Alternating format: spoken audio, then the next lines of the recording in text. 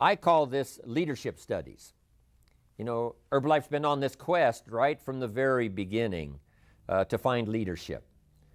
People who can sell the product in a leadership role, not just sell it, but get people to use it, follow up. That's called the beginning of the leadership study. Then when you become a sponsor, you study how to be a good sponsor, giving that early information, because you're that first connection that someone has with Herbalife and the story. You know, they might have heard the story, the Mark Hughes story, but now you're the person who makes it real, either by telephone or in person. So learning to lead someone from what they don't know to what they should know, to give them advice on how to get started, how to get going, how to make it successful. You know, that's quite a responsibility. But that's what leadership is all about. Yes, it's a new opportunity, but it's also a new responsibility. And so I like to go through these leadership studies because we should all continue to be students. Many of you have already become leaders, but here's the key, and that is to be a student leader. Always studying ways to make your leadership more effective, your communication more dynamic, your understanding more expansive, your compassion a little deeper, your willingness to listen, you know, a little better, comprehending and turning it into something valuable that you can give back, that mechanism now starts to work better and better, working better as each year passes. A student leader. And leaders, of course, are not the only ones that need to be students. I wrote down here, the president needs to be a student. Mark Hughes has to continue to be a student. He was a founder of the company, but he's the student founder. He's the president now, but he's the student president. Continually looking for ways, whether it's style or content or product or presentation or understanding or a longer reach now than he had a few years ago. Mark is always looking for ways to be a more powerful leader of the company. Chairman of the board, what an incredible responsibility.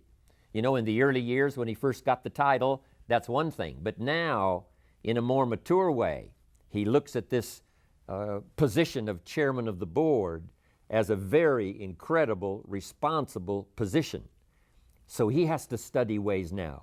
Herbalife being traded, on the open stock exchange. All of those responsibilities he didn't have when the company first got started, but he kept being a student at every position.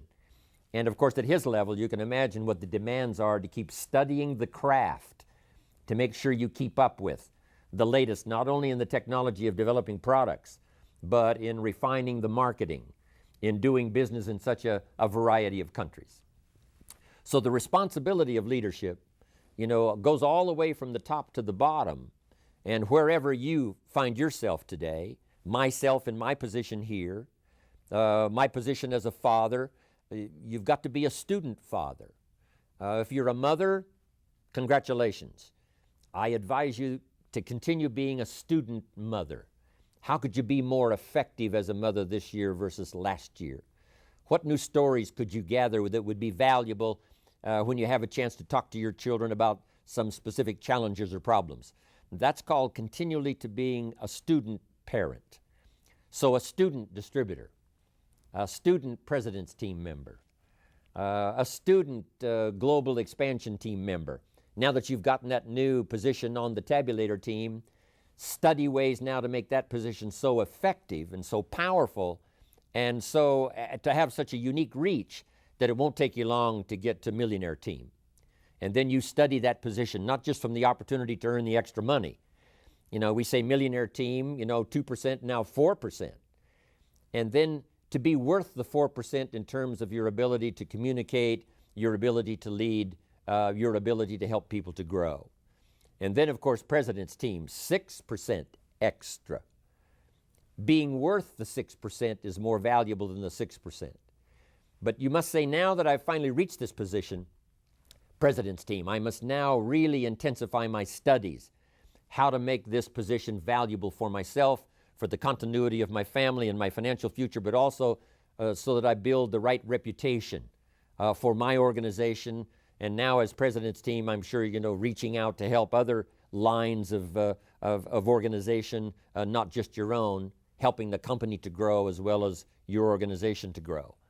Then the big responsibility of Chairman's Club, studying, not just arriving at that position, not just getting the new pin, but saying, how can I be worth the honor and the extra pay, and how can I make my part of the Chairman's Club unique for my contribution?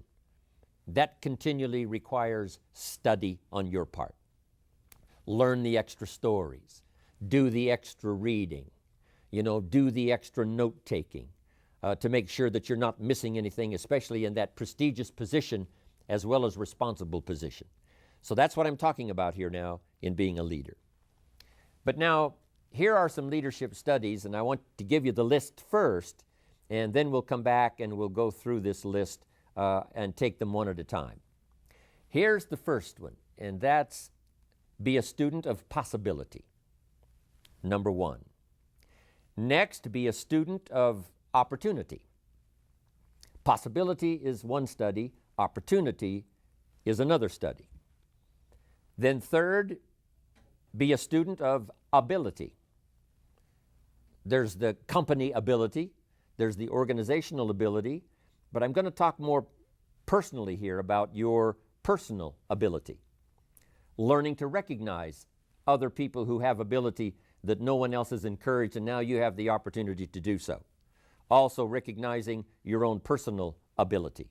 So we'll make that a part of our list.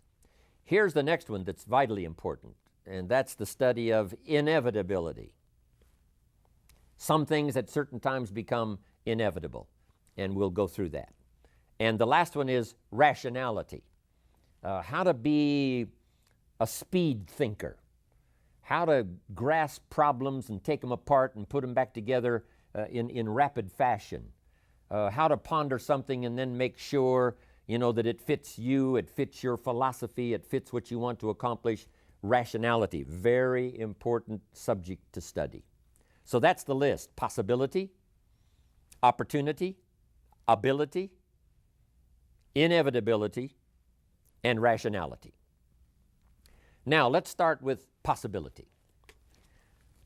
I heard a sermon just a few weeks ago. Young Schuler, Dr. Schuler of the Crystal Cathedral, it was his son who was filling in for him and preaching a sermon. And of course I have lectured there for a long time, starting about 27, 28 years ago, and I'm always interested, especially when young Schuler is going to be on. He's remarkable. And here was the notes from his sermon. Now, I'm going to abbreviate it, but I think you're going to get the points that I'm going to cover here. I thought it was one of the classic sermons I've ever heard.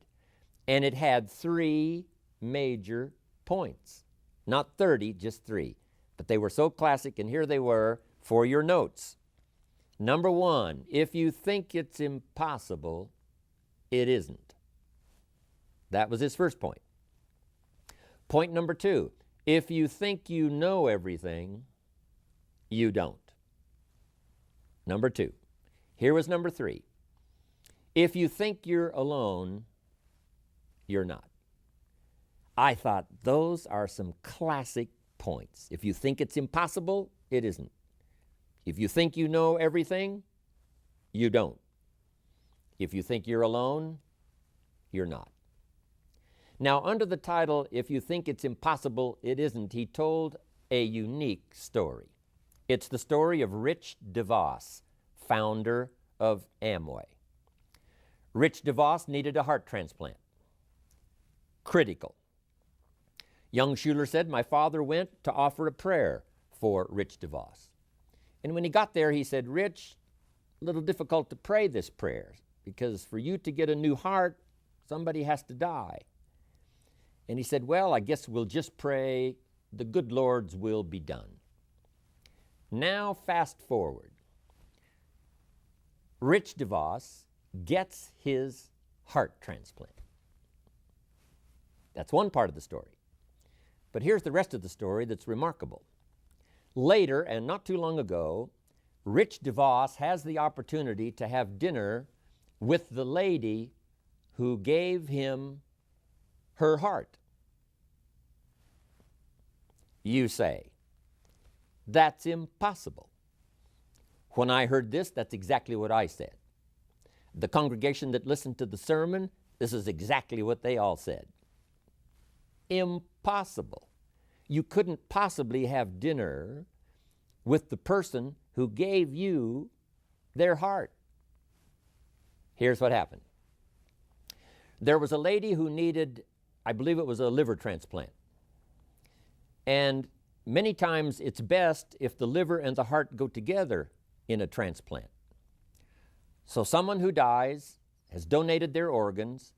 This lady gets the liver and the heart as a single transplant, and now her heart is left over. And her heart goes to Rich DeVos. And that's how it was possible for Rich DeVos to have dinner with the lady who gave him her heart. Fantastic story. 20 years ago, couldn't have happened. Now, it's impossible. We say it's impossible, but it isn't. No telling what technology will do in the years to come.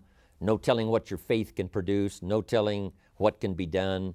That was a great point. If you think it's impossible, it isn't. Then the next point was classic. If you think you know everything, you don't. How often we've learned this, right? From the time we were just young until probably the present time, to where there were times along the way when we thought we knew it all. We thought we knew everything. We thought we had it down. We thought we had it made. We thought we had this one locked. And sure enough, we were surprised later that we didn't know everything. We thought we had the answer to this problem. We thought we had all the answer. But as it turned out, sure enough, we didn't have all the answers. Always surprised, thinking we know everything, thinking we've got it. Then sure enough, something comes along to prove us wrong. But that's how we grow. And our own ego at times wants to believe that we do have the answers, that we've arrived. And then a touch of humility has to come to prove to us that we really don't know everything. We think we know everything about our business, but I'm telling you, we have a lot to learn. No telling what we can do if we keep this learning process. So that was a valid point. If you think you know everything, you don't. But this next one was good. If you think you're alone, you're not. Interesting. The Pledge of Allegiance in America says one nation under God. As a country, we really believe that. That in America, we are not alone. And sometimes all alone, meaning by yourself, doesn't mean that you are alone. Somebody's prayer reaches you. Someone's spirit reaches you. Someone's presence, even though they're not there, you sense it, you feel it. The telephone rings and you pick it up, and something told you that this was going to be a call from someone that you've wanted to hear from. That unseen magic that I talked about in my San Francisco presentation. It's always there. So we do believe when you think you're alone, you're not. Sometimes when I finish a rally or the extravaganza or some other presentation, here's what I say to everyone in my audience. I promise you when I leave here tomorrow, I will not leave you behind. I will take you with me in my thoughts and in my heart. And everyone senses that sure enough, I won't leave him behind. When I get together with my grandkids and my children, I will relate to them this experience. So the presence of this experience, the dynamics of this experience, the place we're meeting in, all of this, I will take all of this with me, and especially the spirit, the collective spirit of everybody that was here that made it so unusual. I take that with me. I not only take it with me, jumping on the airplane to fly back to America, I take it with me wherever I go, and every time I share the story, someone is impressed, someone is affected because I didn't leave my audience behind. Then often I ask, How many of you have my name in your notebook, in your journal? Everybody raises their hands. Then I say, after we leave here and the lights are out and the place is dark, I go with you. My name is in your journal. But not just my name and not just my notes, hopefully, but my spirit, my good wishes, my prayer for you. I want my presence to follow you so that when you relate to someone else the notes you've taken from one of my presentations, not only will the notes be there, but the spirit will be there. So I thought this was an excellent point that young Schuler had. If you think you're alone, you're not. So first is the study of possibility. How many times did how many people say over the last 20 years about Mark's project of taking this incredible nutritional story around the world? How many of them said, impossible? I'm telling you, the list would be staggeringly long, especially in the beginning. The list was this long that said impossible. In fact, some that were invited to join declined because they thought it was impossible. How could a young kid, 23 years old, only went to the 9th grade in school, never graduated high school, no college, no university, no formal training to run a company? How could he have the audacity to say, I've got a product, we're going to take it around the world? They said impossible. They didn't join. They missed out on the possibility. So be a student of possibility. You never know in whose hands is the idea. You never know in whose head and whose heart is the idea. If it's in the right person's heart, the most incredible things can happen. We're a witness of that over the last 20 years. Now here was the next one. Possibility is one study. Let me finish now the rest of these. Next is to be a student of opportunity. Opportunity means springtime, to be able to recognize this is a good time. Those early distributors that joined, I'm telling you, this was part of their perception. This sounds like a great story. Mark sounds incredibly sincere. This might just be the time. That was back when, herbs was, not the most well-known, thought-out, superstar study of the day. But I'm sure those early distributors thought maybe this is the time when not just other nutrition that we've heard about, but herbal nutrition and all of that, this may be the time, this may be the moment. And they recognized it as spring. They also recognized it as spring for them because Mark brought them the financial opportunity. When he said, I'll teach you everything I know, and I'll teach you everything I learn as we go. They picked up on that, those early distributors, and said, hey, this could be the spring we've been looking for, with all of the components to make spring unique as we see it through the summer and harvest in the fall. They seized the moment, and that's what you must do with opportunity, is to seize the moment. Whether the moment might be someone you see standing there and you say, I should introduce myself and tell my story, or at least say hello and see if the window will open a new opportunity. I had that chance just not long ago. The gardener who takes care of some of my my landscaping. I hadn't talked to him before, and I thought this is a good opportunity. And I told him about Herbalife, and I told him about Mark Hughes, and I told him about my position, and I told him, what was happening, some of the things currently that was happening. Just incredible. His eyes lit up, and soon he's becoming an Herbalife distributor. But seizing the moment, not letting opportunity slip away. Be a student of when it's the right time. Be a student of when this is the moment. This could be the year. The first 3 months of the next year to set up the year 2000. You say, I'm going to recognize this as a new opportunity for me to really pour it on these first 3 months. I'm calling it springtime. Putting together an artificial spring. In an industrialized society, it's hard to recognize when is spring, when is summer, when is harvest. So sometimes you have to sort of manufacture a spring. When we open up a new country, of course, now it's springtime. But if you've been going along and you've been a distributor like here in America for, quite some time, just create a spring and say for the next 90 days, springtime. We're going to call it the spring campaign, a heavy recruiting effort, a heavy customer base effort called springtime. Learning to recognize opportunity, be a student of opportunity. Now, here's the others. Next is ability.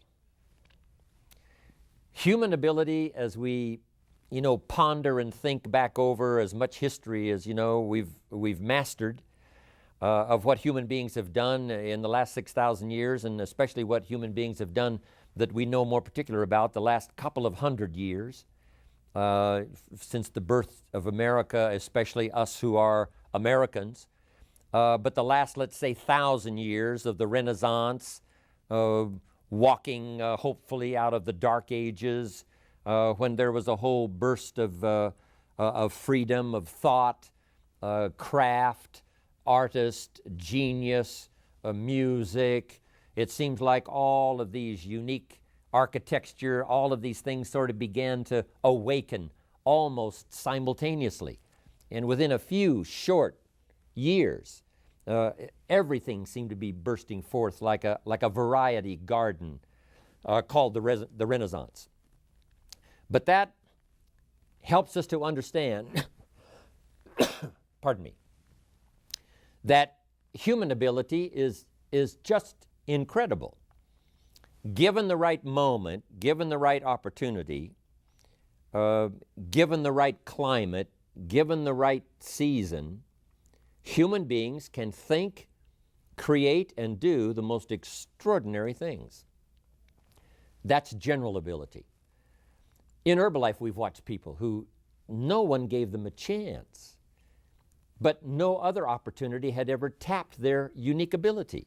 It was there, but it was undiscovered. It was there, but it was unapplied. It was there, but it was lost in confusion. It was there, but nobody ever recognized it. It was there, but nobody offered them a helping hand saying, come, we'll teach. Nobody offered the opportunity to say, come, we'll recognize.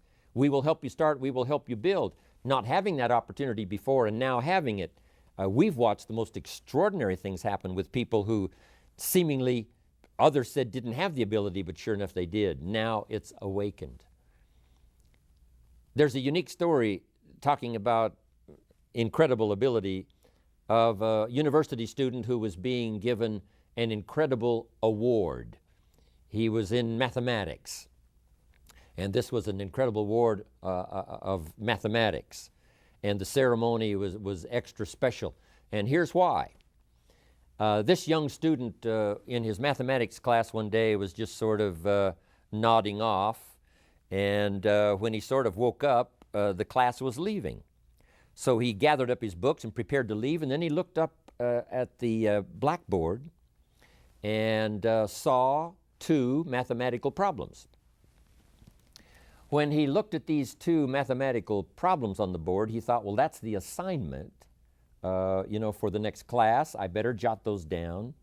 And so he jotted down those two problems, mathematical problems, and then hurried out with the rest of the class. When he got home that evening, he started working on these problems.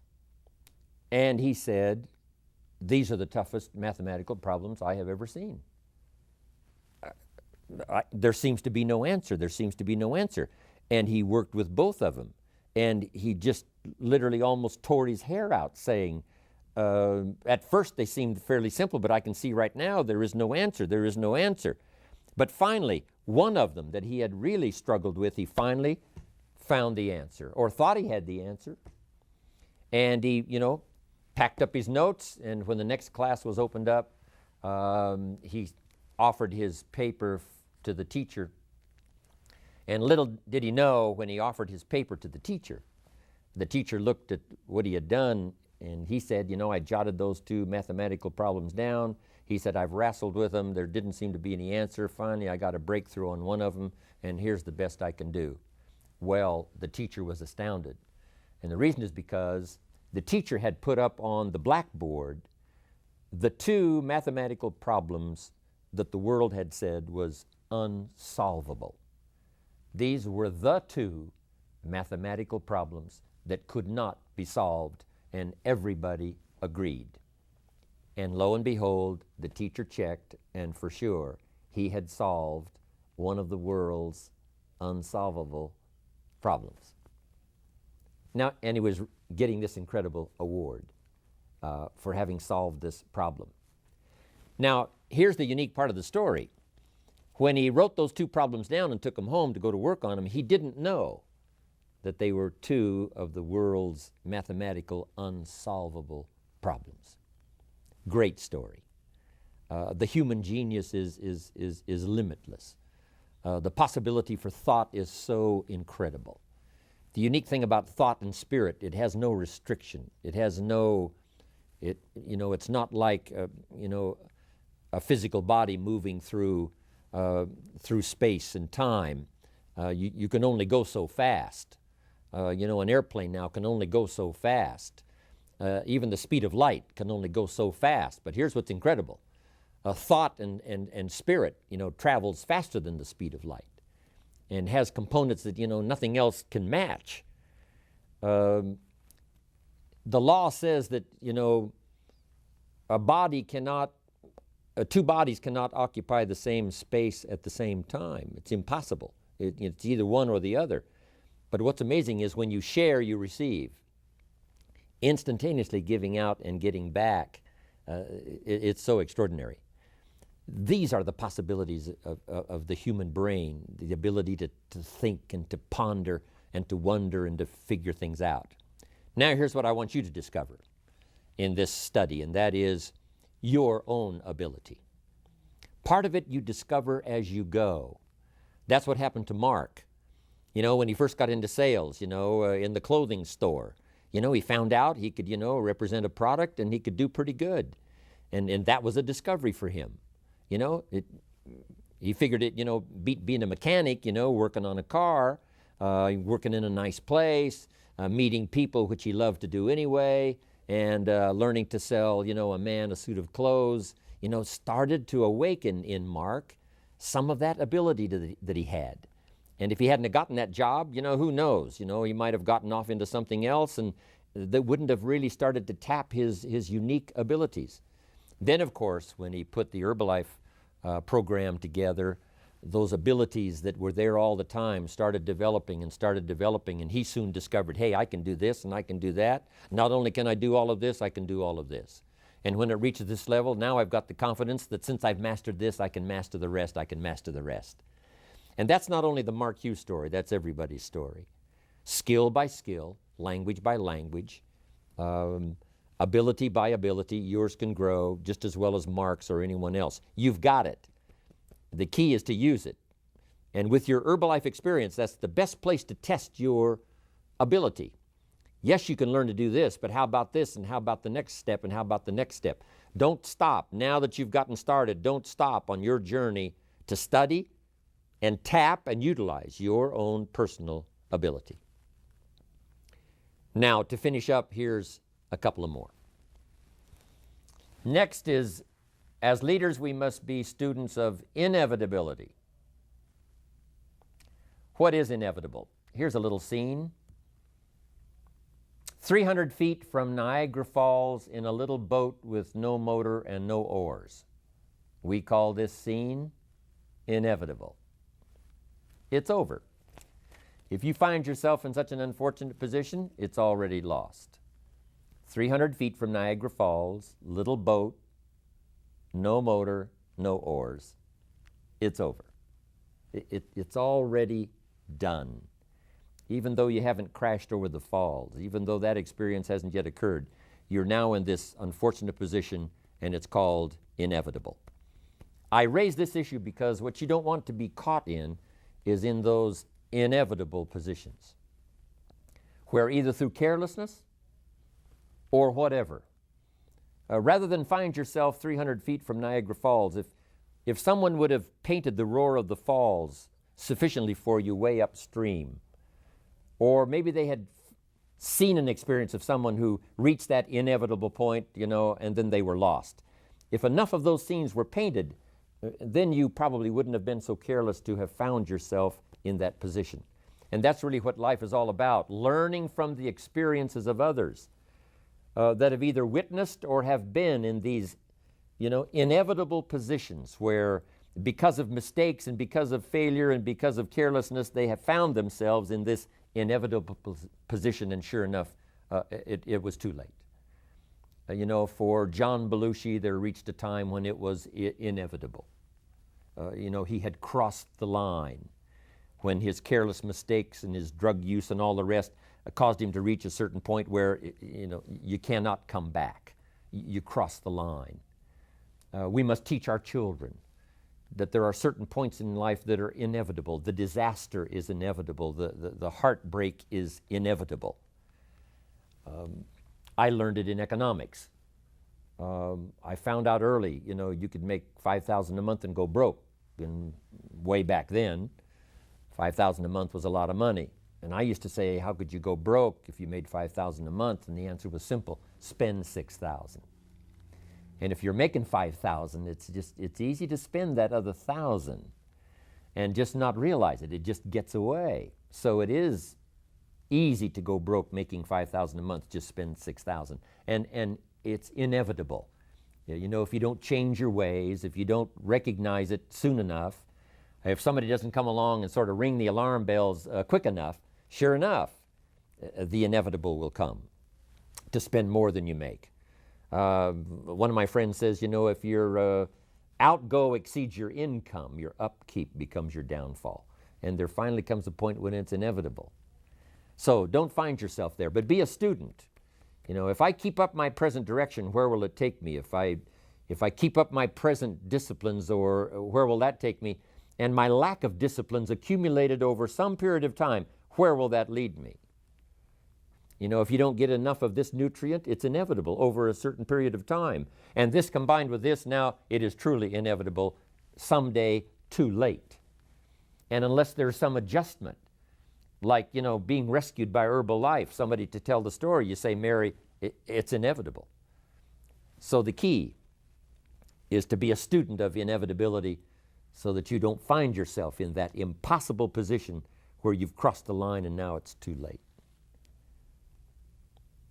Next, and the last one, is to be a student of rationality. Learning to put things through your own mind. And we are usually only going to act on something that's important if it makes sense to us. Now, sometimes what makes sense to us leaves us still a little bit short of what we should know, for the full expanse of knowledge to do a lot more things. But we can only really move as quickly as things make sense to us. Sometimes we step out by faith, but it makes sense to us to use our little faith. It makes sense to us to take a chance. It makes sense to us to make the investment first and then hope for the harvest. But if it doesn't make sense, if it isn't rational, then we're probably not going to act. We have to learn to study, our own rationality, what makes sense to us, and then here's what is the opportunity we have, especially as Herbalife distributors, is to try our best to make it make sense to somebody else. If you make the presentation in such a way that it's obvious, it's logical, I can see it, it makes sense to me, that's the way it seems to be, so we will act on that. If you'll get good at that, I'm telling you, you can affect a lot of people's lives. Now, here's the best rationality. We call it common sense. Humans have been given this extraordinary ability to use their brain power to come up with what we call common sense, right? Yes, I've heard all of this, but common sense tells me that looks like that's an exaggerated story, not a real story. Common sense tells me. So part of it is to trust your common sense, but also to be willing to expand your common sense. What seemed to be common sense, 4 or 5 years ago, was a little short. Now I understand common sense is to think of it this way and this way. So this subject of rationality is vitally important.